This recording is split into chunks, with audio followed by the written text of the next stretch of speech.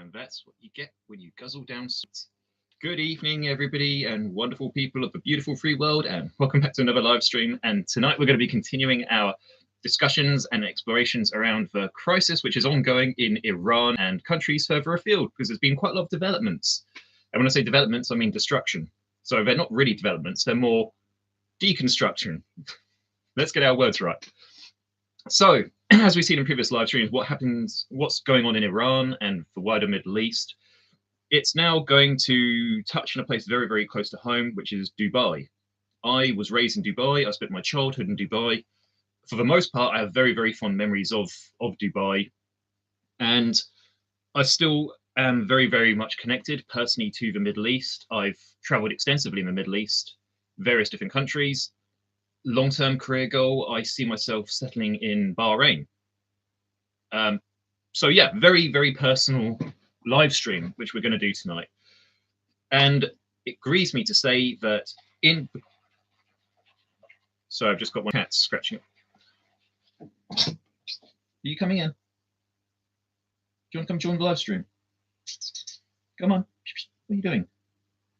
You silly cat. You can bet your bottom dollar he wants to know go out because the door's closed. Where are you? Come say hello. We're not here to talk about the cat. We're here to talk about what's going on in Dubai. So, previous live streams, we've discussed what's happening in Iran, and what has happened now is pretty much a state of all-out war. The supreme leader of Iran, Ayatollah Ali Khameini, has been killed. I don't like wishing death onto people, but I have to be honest, I feel very, very little sympathy there. And I feel that Iran and the future of Iran is going to be so much better without Khomeini around. And the Iranians seem to think likewise, or the vast majority of Iranians seem to think and feel likewise, that Iran's going to be much better now that Khomeini is not.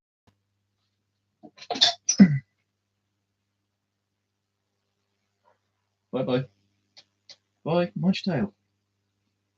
Weirdo.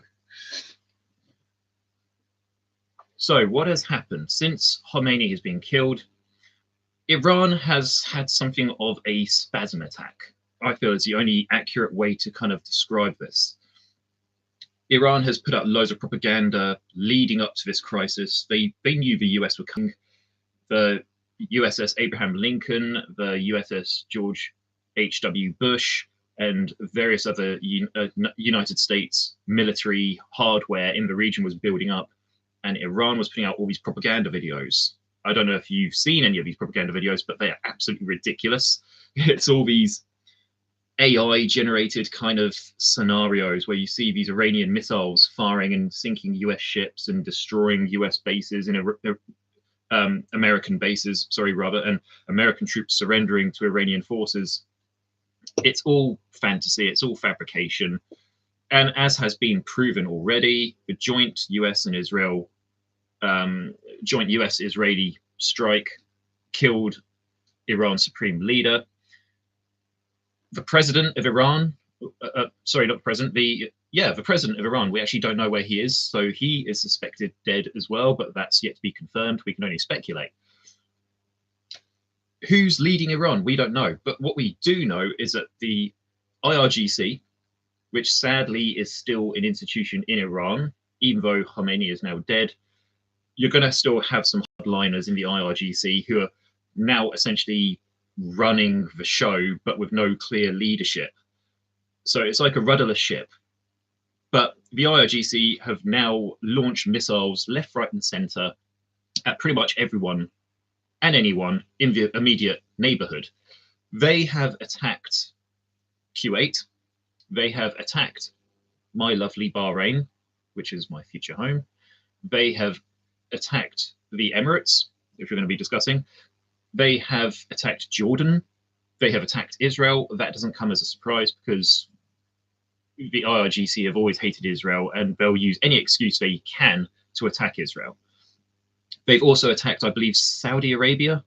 So also, interestingly, they have now attacked Turkey, which was one of the few countries that they were not attacking. And that's because Turkey is run by the despot Erdogan. And Erdogan is very anti-Israeli as well. So the IRGC saw an ally in Erdogan, and they didn't want to upset Erdogan because Erdogan shared the same hateful vision that the IRGC did towards Israel and Jews. But Iran has now attacked Turkey as well. Interestingly, before we actually start talking about Dubai proper itself, the only other country in that region which was an ally or loyal to the IRGC was Qatar. Qatar was essentially funded by Iranian money. It was pretty much, the Qatari state was a puppet. It was a proxy to Iran. It was an Iranian foothold in the Arabian Peninsula. And from there, Iran was able to exert its influence over people like Hamas, the Houthis, Hezbollah, people like this, ISIS, Daesh, and other unsavory groups. And it was able to do that via Qatar. And it's no coincidence that when Israel was beating Hamas in Gaza, the Hamas leadership fled to Qatar. And they could have gone anywhere, but they went to Qatar because they knew that they were essentially going to get Qatari protection, which essentially just means they're going to get IRGC protection. So that's where they went. So also, interestingly, in the build-up, Donald Trump, President of the United States of America, reached out to Qatar. He was trying to get Qatar on the American side. Now, a lot of people were actually, at the time, they were speculating, why Trump? Why are you so obsessed with Qatar? Why are you so interested in Qatar? What does Qatar have that is making you try so hard to get Qatar on side? And the reason behind that is because Trump knew of the Iranian influence over Qatar. So Trump was going to Qatar, trying to buy their loyalty to join a Western alliance, or at least being pro-American. So that is actually why, that leads on to why the IRGC has now attacked Qatar. Because IRGC feels let down, they feel betrayed by the Qataris. They're like, oh, you're now siding with the United States, or the big Satan, as the IRGC call the United States, and they call Israel the little Satan. But the IRGC saw Qatar as selling out to the Americans, and that is why now even Iran has attacked and launched missiles at Qatar as a retaliation. So that's all a mess. We're going to now move on to the Dubai situation. So I'm going to say, just off the bat and in summary, I knew this was going to happen. I knew Dubai was going to meet a crisis somewhere down the line, and this crisis was going to be huge. We're now seeing it. But this, dare I say it, destruction of Dubai had been planned. Or not planned, that's the wrong word, but it was building up for years upon years, getting worse and worse and worse. And Dubai was basically building itself like a pyramid. When I lived in Dubai as a kid, I first went to Dubai in 1992. I was 4 years old. Prior to that, I used to live in Malaysia for a year. But when I went to Dubai in 1992, Dubai had nothing. It was a waste. It was just sand, desert. And I feel that was kind of the beauty of Dubai, because despite it having nothing, it had everything.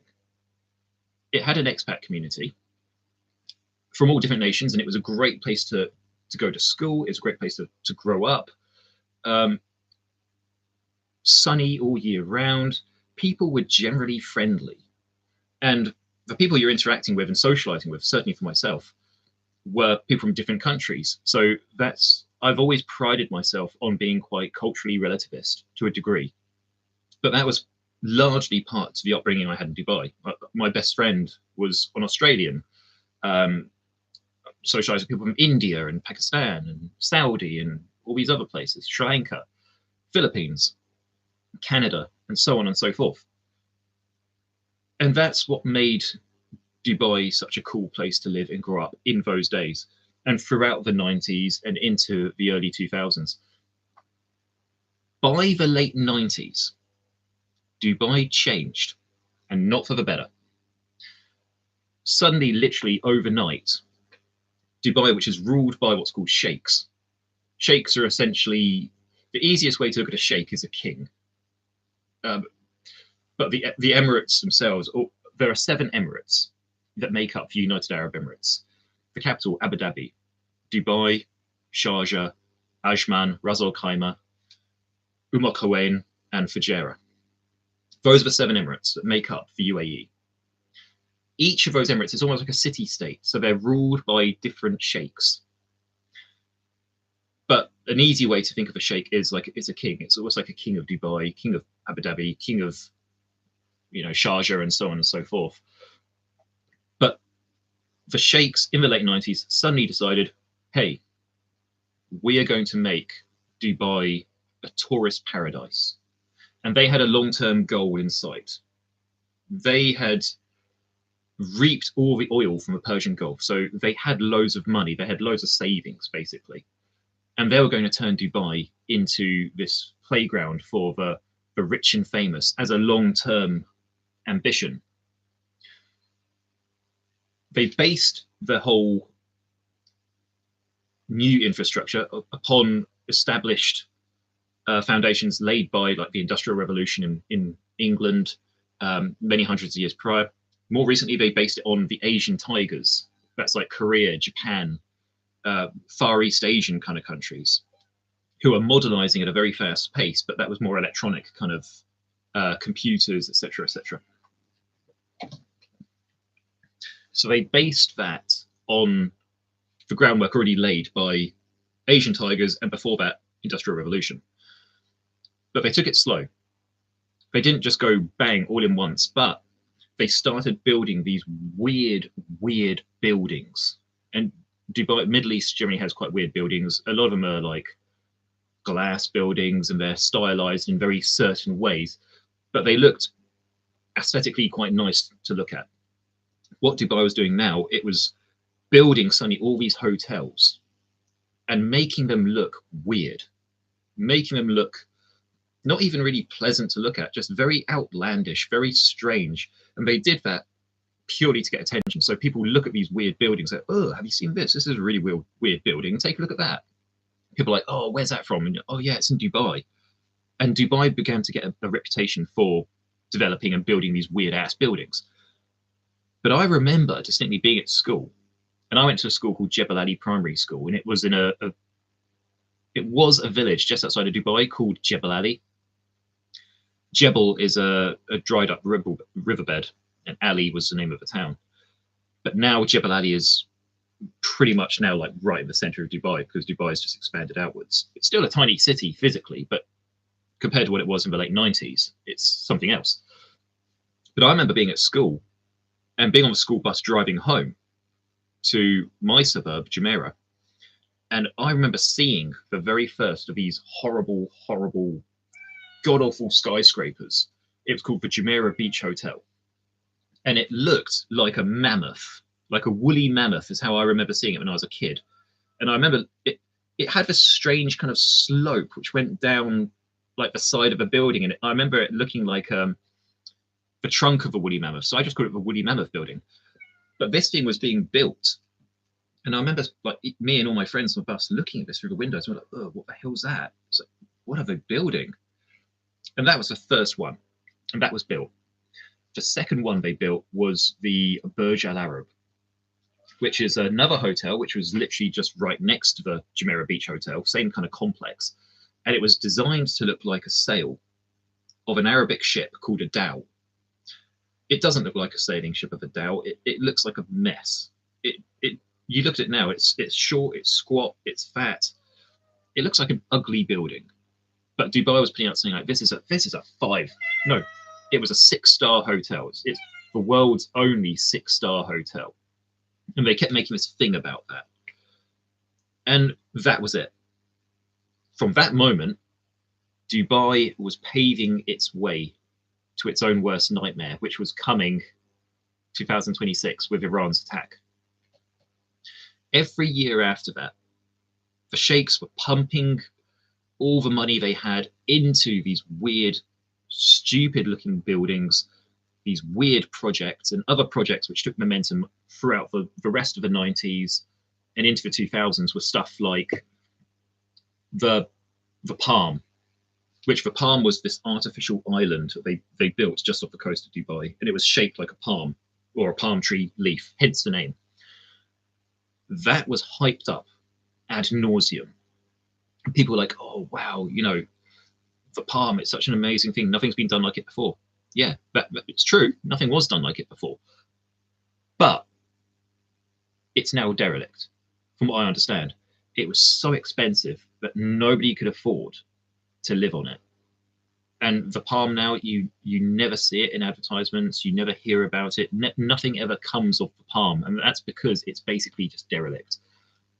They tried another experiment called the World, where they built an island, again, next to the Palm, shaped like the world, with like individual countries. And again, only a few people bought properties on it because it was so expensive, and the rest of it just went derelict.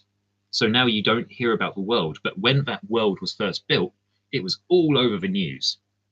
It was almost like the sheikhs were literally like buying out news tabloid headlines to say, no, you have to talk about us. And it wouldn't surprise me if they had the money to do that. So they could literally just go to any news bulletin, any tabloid, and say, here's a whole load of money, talk about us. And then if the tabloid's like, oh, but something else has happened, the sheikhs just be like, right, well, we've doubled the money, talk about us. And this happened for the following decades. And then they started building up the marina. And the marina was basically made to look like, I don't know, a mix between Los Angeles, Monaco, and Miami Beach, and all this rolled into one. And that's when the sheikhs wanted to invest in the tallest tower in the world, the Burj, which even to this day, I mean, I think it looks horrible. It just looks like an ice, like what's it? The stalagmite and stalactite. One of them comes down, stalactite, and the stalagmite goes up. Or I could be wrong with the terminology, but it just looks like that one which just points up. It again, it's just full of glass, or covered in glass. It doesn't look like anything nice. There's nothing to it. It's not like a, I don't know, you see like an old medieval cathedral, Cologne Cathedral in Germany. That's a beautiful building. Notre Dame, beautiful building. Arc de Triomphe, beautiful building. Mount Rushmore, beautiful building. All these kind of things. Great Wall of China. You know, I know it's all in different segments, but I think that's a beautiful building. Forbidden City in China. Korean temples, Japanese temples, Cambodia's Angkor Wat. These are beautiful buildings. This horrible structure, which looks like this big stalactite or whatever it is, this big triangle, basically. It looks like something from a graph, from a line graph when you're drawing bits. Actually, my analytics on YouTube channel actually look a little bit like the Burj. But it just looks horrible. And when I've seen pictures of the Burj, it doesn't fill me with anything to think that looks nice or wow, this is amazing. I look at it and think, one, what is that? Two, it looks horrible. And three, why did they? But apparently, again, they were going for this whole ambitious thing of let's make the tallest structure in the world. And they weren't going to release how many floors or how tall it was until they'd actually finished building it. Because I think they were in competition with like a Taipei 101 in Taiwan. I think at the time they were building it. So they were, you know, in egotistical competition. The point being, the sheikhs of Dubai invested so much money and energy into these stupid, ridiculous projects, and they didn't invest in the city proper. And when I say that, I mean they didn't invest in like human rights advocacy groups. They didn't invest in employment laws and stuff. And as far as I'm aware, trade unions don't exist in Dubai. My dad would have been able to tell me a lot more about that because he was working for Emirates when we lived out there. But from what I understand, there's no like, there's nothing to protect you as an employee out there. Dubai hasn't invested in anything to benefit its people. It's literally kind of like building stuff and investing in stuff for the tourists and now in this technical digital day and age, influencers. What many people have actually said to me, they actually said that actually to visit Dubai is amazing. To live there is really depressing. And work there is even more depressing. And things are just so expensive now there as well. But the sheikhs don't care because they're getting all this money and revenue from these stupid projects they do, attracting influencers and oligarchs to come over. And then they've ruined the country by having this weird, bizarre ass culture called puppy party. Now, puppy party is where these sheikhs basically, they find these girls around the world, like, you know, just women, many of them underage, and they bring them to Dubai to spend time with the sheikhs, where they engage in these like fetish parties and all this kind of stuff. And puppy party is very much well known, where the sheikhs kind of like poo on these girls and film it, and you can imagine what else they do and whatnot. And that's well known. That's well known to happen in Dubai. It's almost like a Dubai subculture, puppy party. That never used to be a thing. Never used to be a thing until recently. Now, this is where the sheikhs kind of set themselves up for ruin, because the sheikhs were so obsessed with trying to make Dubai appear this amazing, wonderful place where nothing wrong happens. They wanted to be the best at everything. It was a delusion they had. But whenever anything bad happened in Dubai, the sheikhs would shut it down. And certainly when I was living in Dubai, there was no criticism allowed of the sheikhs. That was punishable by death. I almost got in trouble myself because I jokingly referred to one of the sheikhs as a milkshake. Looking back, it was a stupid thing to say, but you know, as a kid, kids say stupid things. But anyway, because nobody was allowed to criticize the sheikhs, when they started building these stupid projects and trying to make Dubai this glitz and glam kind of place full of Rahal Imers and assholes like that, anybody who spoke out about it would have been arrested, they would have been tortured, they probably would have been killed, or if they're foreigner, they would have been deported.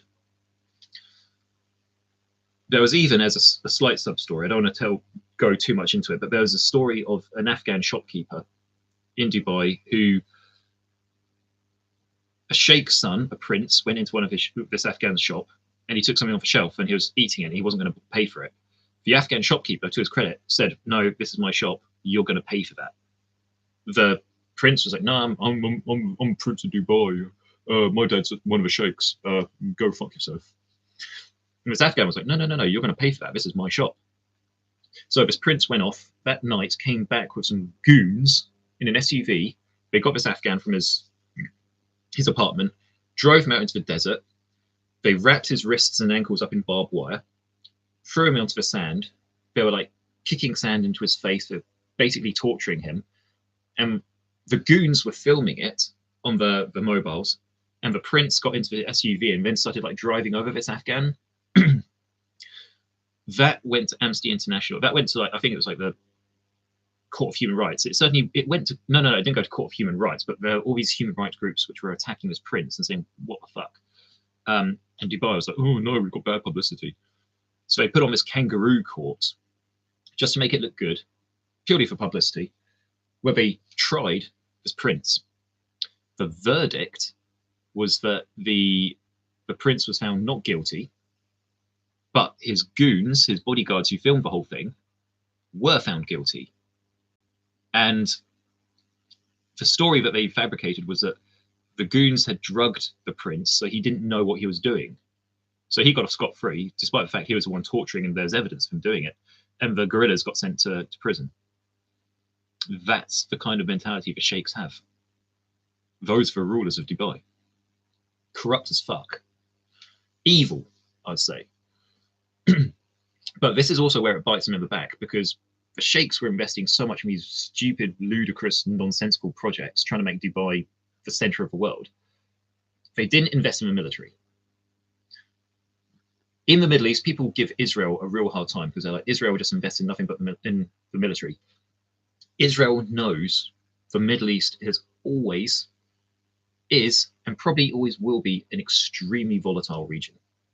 So that's what Israel do. They put loads of money into their defense, and it pays off, because when you consider how many times Israel's been attacked and invaded by asswipe people like Hamas and the people that Allen supports and all those lunatics, Israel's held its own, and that's because it's invested so well into its defense program.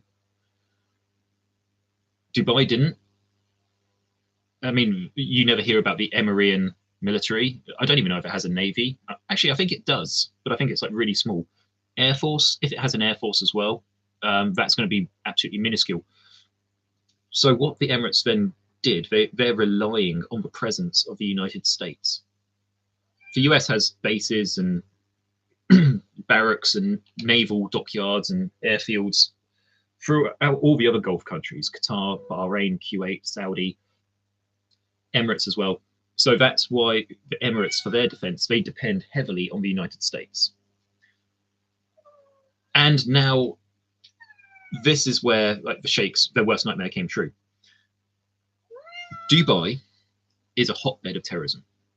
Terrorists operate in and from Dubai. That's a given. September 11th attacks, that had connections to Dubai. Al Qaeda had connections to Dubai, planning and implementing the September 11th attacks. When I lived there, there was a terrorist attack where they found a nail bomb in a can of beans in the local supermarket, Spinneys. And they also found a bomb in a boot of a car in a hotel car park. But the sheikhs don't want anybody to know about this. They brush it under the carpet very, very quickly because they're scared that if this gets out and people realize actually Dubai is in the middle of one of the most volatile regions of the world, with Yemen not too far away, Saudi Arabia not too far away, Iraq not too far away, Israel and the Palestinian territories not too far away, Egypt not too far away, Iran right across the Gulf, Afghanistan, Pakistan. Dubai is in the middle of a geographical hellhole. So the sheikhs don't want that to come out, but it is. And what was inevitably going to happen, the sheikhs were pumping so much money into these weird ass projects and stuff and not focusing anything on defense. It was only a matter of time before something happened. As I said just a moment ago, terrorism does have a toehold in Dubai. Previous terrorist attempts had been thwarted. But you can only thwart so many attempts for so long. Something is going to slip under the radar. Something's going to happen. And what's happened now recently is that Iran have attacked Dubai physically. Footage, if you've seen it, you see Iran has fired missiles at Dubai, and actually they've destroyed Dubai airport. I don't know if they've completely destroyed it, but they've certainly hit it, and to the point of where flights are now unable to operate in and out. So people are stranded. Now think about it. All these tourists stuck over there now. The areas which are being hit in Dubai are residential. So if they were hitting military targets, you could kind of understand residents being a bit like, well, Iran are hitting military targets, so we're relatively safe. No. The targets which have been hit, Iran has hit Dubai residential targets, civilian targets. And Iran is just firing off rockets left, right, and center. They don't even seem to be like, despite the airport, they don't seem to be specifically targeting certain things. They're just literally throwing whatever. So wherever these missiles and rockets land and drones hit, could be anywhere. Literally, it's like any residential block could be a target. And of course, a lot of the rockets from Iran as well are really inaccurate. So they could be firing at, say, something. The rocket loses power or fuel halfway over the flight and just crashes into something completely different. So nobody is safe. Like I said, Sheikh's worst nightmare coming true. People in Dubai now, nobody's going to want to go there because people have now realized, fuck, this place which we were led to believe is a paradise, overpriced, overglitzed and glammed and overhyped paradise, is right across the water from the IRGC, and we are being attacked. We are being missiled, we're being rocketed, we're being shelled and droned. We are not safe. Do you think now if like a travel brochure came out and said, yeah, spend a week in Dubai, do you think anybody's going to go? Incidentally, when I was at Tai Chi the other day, actually, there was a woman who had booked a holiday to go to Dubai and she had to cancel it because of what's happened. She was like, no, I'm not going there. And that's what's going to be on the mind of a lot of other people. They're going to look at it and think, no, fuck it, we're not going to go to Dubai. And this will linger in people's memories. Look at what happened to Tunisia, 2015. Tunisia used to be a really popular tourist destination amongst British people anyway. Terrorist incident happened on the beach in Tunisia, and now nobody wants to go to Tunisia. I went to Tunisia a couple of years ago and it was pretty much dead. I think I was like the only English person in the hotel, and it was a nice hotel. I didn't have any issues in Tunisia myself, but then I am a very cautious traveler and I use common sense. But to all intents and purposes, Tunisia was pretty much ruined for the better part of 10 years. This could well start happening to Dubai. People are not going to want to go to a place where they're going to get targeted and rocketed and missiled. People are going to start leaving. Residents are going to start leaving as well. So the brain drain is going to happen. People are going to flee Dubai en masse. And what's actually quite is that the sheikhs currently are actually saying like, no attacks are happening. We're absolutely fine. Nothing's going on. And yet there's footage coming out of people filming on their phones, the drones and the missiles going over, and they're filming it. And the very fact that the airport is out of commission and has been attacked and is partly destroyed. And then the sheikhs are trying to tell us, no, nothing's happening. Well, how come I can't go to the airport and leave and go on a holiday of my own? How come my residential block's been attacked? What's going on? So it was the sheikhs who bought this on Dubai. They could have followed Israel's example and invested money in their own military and defense. And I don't want that to sound like I'm warmongering. Of course, you need to spend money on other things in defense. But spending money on your defense force, it helps. Because there are whack jobs out there, as we have seen from Iran.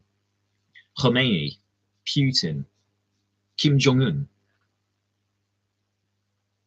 Maduro, all these whack jobs who really don't give a shit. ISIS people, they're going to Taliban, they're going to attack, and they don't care who you are. And that's why you need to invest in defense. The sheikhs failed to do that. The sheikhs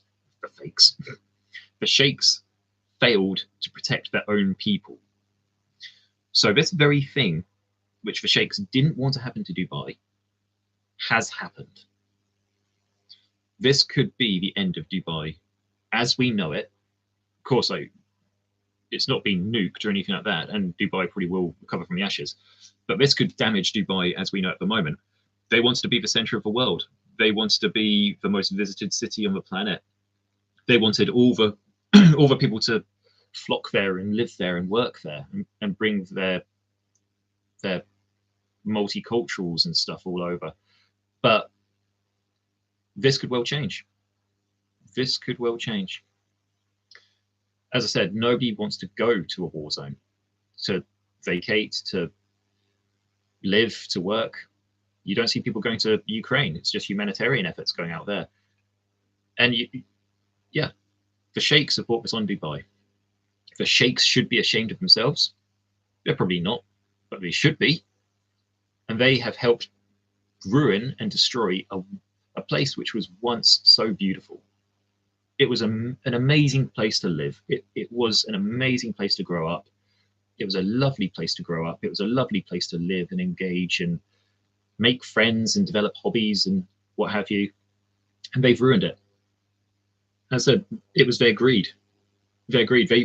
Dubai is like a triangle. At the base, it was all safe and secure. But the further up they went with their stupid projects and ignoring their own defense, knowing full well that they're living in the middle of like I said, a very volatile region, it was only a matter of time before something was going to happen.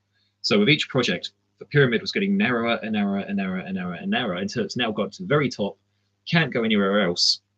Missile attacks. You're going to fall off the pyramid. Sheikhs, shame on you. You've ruined Dubai. Rahel Aimer has ruined Dubai as well, but that's another story. Anyway, guys, that's another political live stream over and done with. A little bit shorter one, but I am going to have pizza tonight, and it's arrived. So I'm going to go and enjoy that. Any thoughts, theories, comments, leave them in that little comment section down below. Maybe you've been to Dubai, maybe like me, you're a former expat. Maybe you have plans to move to the Middle East at some point. It'll be interesting to know from you guys and to know what you've said and to listen to any counter ideas or thoughts you have to what I've actually put down on the table. In the meantime, guys, stay safe, train hard, and say hi to the cat. Whoa! Because he's the best cat around. And I'll see all you guys in the next video. Ciao for now. Peace.